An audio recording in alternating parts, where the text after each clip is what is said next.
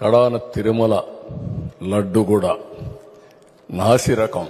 నాకైతే ఆశ్చర్యం వేస్తుంది. ఎన్ని కంప్లైంట్ చేసినా కడాన వెంకటేశ్వర స్వామి పవిత్రతను దెబ్బతీశారు. ఎన్నోసార్లు చెప్పాం. అక్కడ ఎంత దుర్మార్గంగా ప్రయత్నం చేశారంటే అంత దుర్మార్గంగా ప్రవర్తించారు. కడాన అన్న దానంలో క్వాలిటీ ఆఫ్ ఫుడ్ లేకుండా చేశారు. దేవుని దగ్గర పెట్టే ప్రసాదం అపవిత్రం చేసే విధంగా ఓసారి బాధేస్తుంది. నాసి రకమైన ఇంగ్రీడియంట్సే కాకుండా ఎనిమల్ ఫ్యాట్ కూడా వాడారని.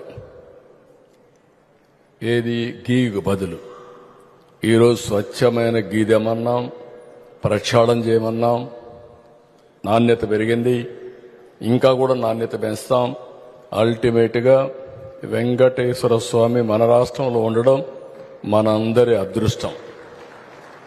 ప్రపంచం అంతా మన దగ్గరికి వచ్చే పరిస్థితికి వచ్చారు. అలాంటప్పుడు వెంకటేశ్వర స్వామి పవిత్రతను కాపాడుకోవాల్సిన బాధ్యత మనందరిపైన ఉంది. ఇది కూడా చేస్తామని చెప్పి కూడా నేను మీకు తెలియజేస్తున్నా.